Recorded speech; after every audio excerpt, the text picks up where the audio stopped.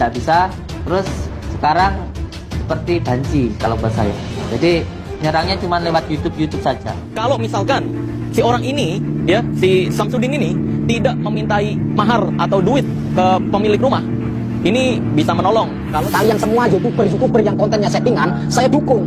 Daripada kalian memeras masyarakat, menipu Ini kalau nggak salah, orang ini yang nerima, di deskripsi videonya tuh nerima transfer penyakit ke kelapa, ke kambing gitu-gitu juga ya. Dan di ilmu merah, transfer penyakit ke kelapa tersebut, pembohongan atau penipuannya udah pernah dibongkar juga rahasianya di video yang ini nih. Kalau kamu belum nonton, kamu tonton ya. Dan kalau nggak salah juga ini pernah dikontak sama admin gua ya. Ini untuk dimintai klarifikasi plus pembuktian dari setiap konten-kontennya. Tapi kita tidak direspon. mau collab apa sama pesulap merah. Saya pernah bilang, kalau misalkan pesulap merah pengen collab sama saya, silakan. Collab apa?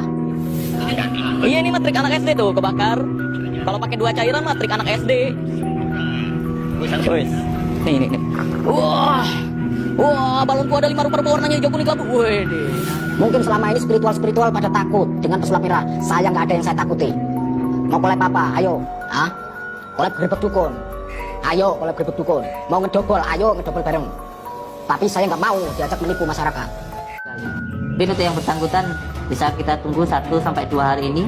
Ketika 1-2 hari ini tidak datang ataupun tidak memberikan informasi, maka masalah ini akan kita lanjutkan ke ranah hukum. Yang pertama, kita sering mengalami yang namanya secara batin begitu. Seperti yang santai-santai rasakan, kita di sini kadang malam sering meledak, ada ledakan, ada seperti apa begitu.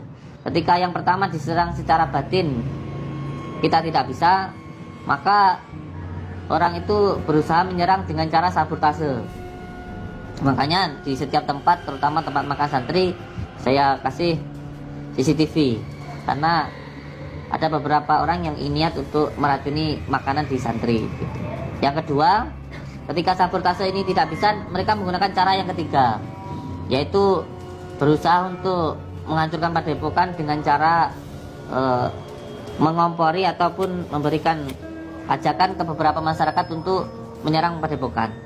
Jadi sebenarnya kalau misalkan si orang ini ya, si Samsudin ini tidak memintai mahar atau duit ke pemilik rumah, ini bisa menolong kalau si pemilik rumah meyakini banget rumahnya nih disantet. Tapi kalau misalkan rumahnya nih misalkan panas, terus nanya nih, ini kenapa panas ya? Kenapa kok rumah tangga saya berantem terus?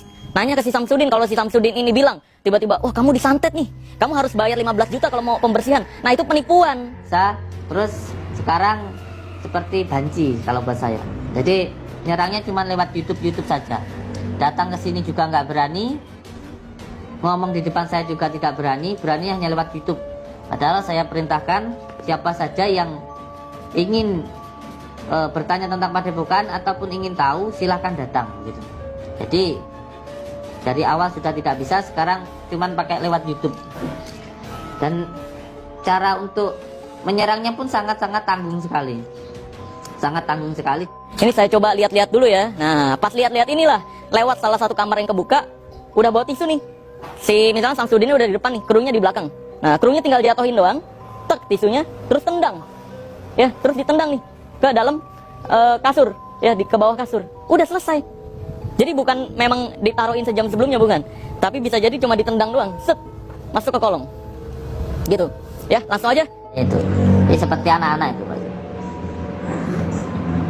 Yang pertama, saya sempat diam kalau hanya sekedar dikatakan penipu dan lain sebagainya. Tetapi kalau sampai menyangkut tentang akidah saya, menyangkut tentang perbuatan-perbuatan maksiat yang berhubungan dengan marwah, maka perlu untuk saya jawab gitu. Kalau hanya masalah pengobatan itu hanya bentuk doa saja. Banyak yang dari tempat-tempat lain datang ke saya. Banyak juga tentunya yang dari saya ke tempat orang lain. Tidak masalah. Karena belum tentu di sana sembuh, di sini tidak sembuh. Belum tentu di sini tidak sembuh, di sana sembuh. Jadi tidak masalah kalau buat saya. Yang dari mohon maaf Gus Idris datang ke sini nggak apa-apa. Yang dari sini datang ke Gus Idris nggak apa-apa. Mungkin di Gus Idris belum sembuh, Allah memberikan izinnya untuk sembuh di sini. Mungkin di sini tidak sembuh, di tempat Gus Idris sembuh. Mungkin di sini tidak sembuh, di tempat Kuning Siti Nabi sembuh. Mungkin di sini tidak sembuh, di tempatnya Kang Ujang Bustami sembuh. Nggak apa-apa, karena memang kesembuhan itu hanya milik Allah begitu. Kalau udah nyatu nih antara yang tadi bubuk dengan yang cairannya, maka dia kebakar. Nih. Wah, balonku ada 5 rupa-rupa warnanya hijau kuning kelabu. Wede, nyala.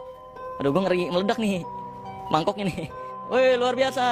Kayak gini doang, katanya bukan sulap. Ya betul, karena sulap itu tidak pernah membohongi publik berkedok agama. Ketika ada orang yang menggunakan ini untuk hiburan, ya apresiasi guys, tepuk tangan semeriah mungkin. Tapi kalau ada yang menggunakan ini untuk penipuan berkedok agama seperti tadi, ya, apalagi sampai minta mahar, wah, apalagi bilangnya ini pembersihan rumah, nah itu dia. Itu yang perlu dibongkar rahasianya. Dan kalau memfitnah tolong dengan cara yang agak-agak pintar sedikit, agak-agak level dengan saya, jangan terlalu bodoh. Jangan terlalu bodoh. Ketika datang ke sini katanya tidak ada barang bukti. Setiap yang datang ke tempat saya, setiap yang datang ke majelis zikir sholawat sirri ala dun ini, yang pertama ada daftar tamu di sini. Disimpan di laptop, disimpan di buku besar di depan, dan tersimpan di file, semuanya ada. Jadi semua yang datang ke sini harus menyerahkan KTP. Semuanya ada. Jadi kalau seseorang pernah datang ke sini, lalu orang itu melakukan penipuan, mengira saya melakukan penipuan, itu mungkin saya agak masih terima gitu. Tapi kalau tidak pernah datang ke sini, cuman mengatakan ini itu lucu buat saya, mau ketawa sebenarnya, nggak menanggepin itu kayaknya nggak penting juga begitu. Jadi untuk semua santri-santri, untuk semua saudaraku yang berada di tempat ini, panjenengan dimanapun panjenengan berada, entah itu di warung kopi, entah itu sedang ke pasar, kalau ditanya orang tentang padepokan, sampai tidak berhak untuk menjawab hal itu. Yang berhak menjawab tentang padepokan hanya pengacara. Tetapi kalau hanya bertanya kapan bukanya, jam berapa tutupnya, silahkan. Tetapi kalau menanya semuanya tentang izin padepokan, apanya, semua ada profilnya masing-masing.